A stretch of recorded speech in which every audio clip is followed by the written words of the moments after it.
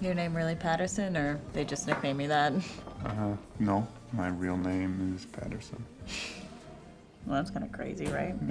Hello everyone, welcome to the Bucket List Reviews. My name is Gibran, and today we're going to be talking about the new deadpan comedy from Jim Jarmusch, Paterson. So the film is about a guy named Paterson who is a bus driver in the city of Paterson, New Jersey. He drives his daily routine, observing the city as it drifts across his windshield and overhearing fragments of conversations swirling around him. He writes poetry in a notebook, he walks his dog, he stops in a bar and drinks exactly one beer. He goes home to his wife Laura. By contrast, Laura's world is ever-changing. New dreams come to her almost daily. Paterson loves Laura and she loves him. The film quietly observes the triumphs and defeats of daily life, along with the poetry evident in its small details. So I want to talk a little bit about the city Paterson. It's a city that's in New Jersey and it was known for its silk production. Paterson consists of a lot of foreigners there, and it has the second biggest population of Muslims in the US. Now the basic thematic element that kept reoccurring throughout the film was actually the duality of it. The whole film focuses on what duality plays a role in everyone's life. So basically the film starts off with the dream from Farah Heaney, the actress who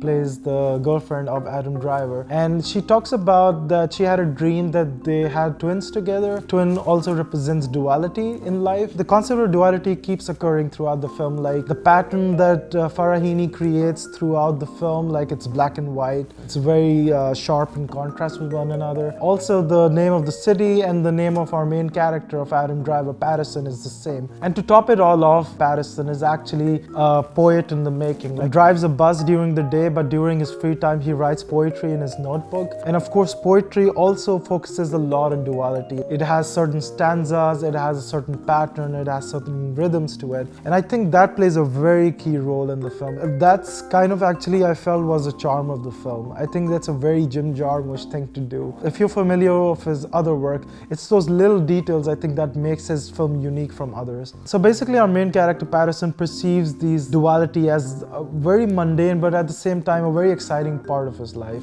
Like the characters of Adam Driver and Farah Heaney are completely polar opposites in a lot of ways to one another. So every day Adam Driver works as a bus driver.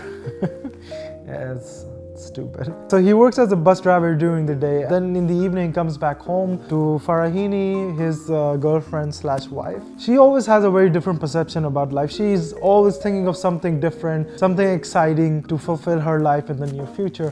Where Adam Driver's character, Paterson, is more comfortable in his own patterns and surroundings. He has this aspiration of becoming a poet, but he doesn't have the courage to do it. Farah Heaney's character is really forcing him that he should get copies of his poetry so they can print it someday. Those little details I find really interesting about the film. It makes the relationship between the two way more interesting. Let's get into the performances now. Adam Driver, I feel, has changed so much as an actor. I think he's really improved. And you can see in this film, like his deadpan comedic timing was very on point. I think it really gels well with Jim Jarmusch's style of filmmaking. But on the other side, Golshifteh Farah Heaney, I hope I'm pronouncing her name correctly. I actually know her for a long time now. Like, I've seen a lot of films from her from Iranian cinema. She's been in such films like Half Moon. She's worked with Farhadi. Yeah, she was in Santuri with Darish Meherjoui. She's a really good actress, I feel, in the Iranian films. But what I felt in this film was something that was lacking. I don't think she was very comfortable in speaking English. Like, you kind of felt like she could have delivered a better dialogue if it was in Farsi. I don't doubt her as an actress. I think she's really good. She's really beautiful. In this film, I felt something was lacking, and maybe some other actress might have done a better job. She's given better performances, I feel, in the past. Her character was very interesting. Like, it's a character you can easily fall in love with, I feel. She's very spontaneous. Like, she's always coming up with new ideas. On one point she wants to be a painter, on the other she wants to be a country singer, she wants to be a fashion designer, she wants to be a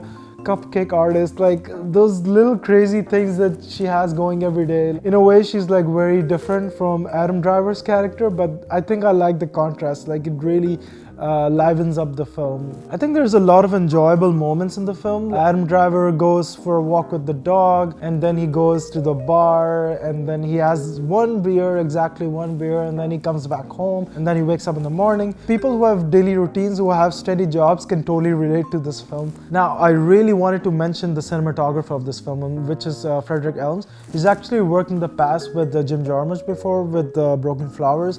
And also, like way back in the past, he also did Blue Velvet for David Lynch. It's really beautifully shot, like the color blue is very apparent throughout the film.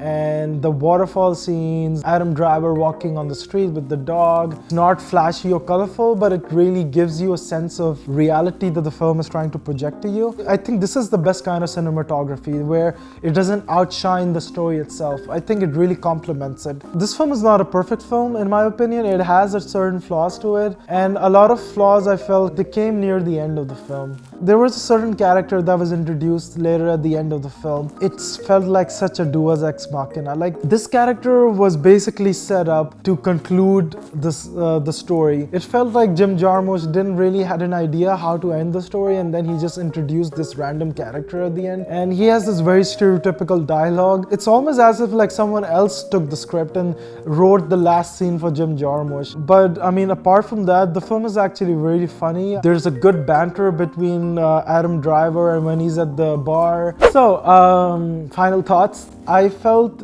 this film will be liked by people who already like Jim Jarmusch. Like, if you like Broken Flowers, if you like Dead Man, this film really complements all those films quite well. If you're a big fan of Jarmusch before, you will really like this film.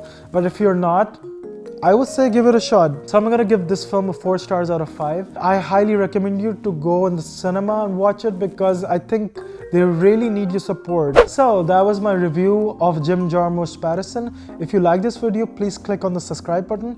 And I really want to do more indie cinema actually. And if you have any suggestions, please write it in the comment section below. And yeah, we'll see each other next time. So, ciao.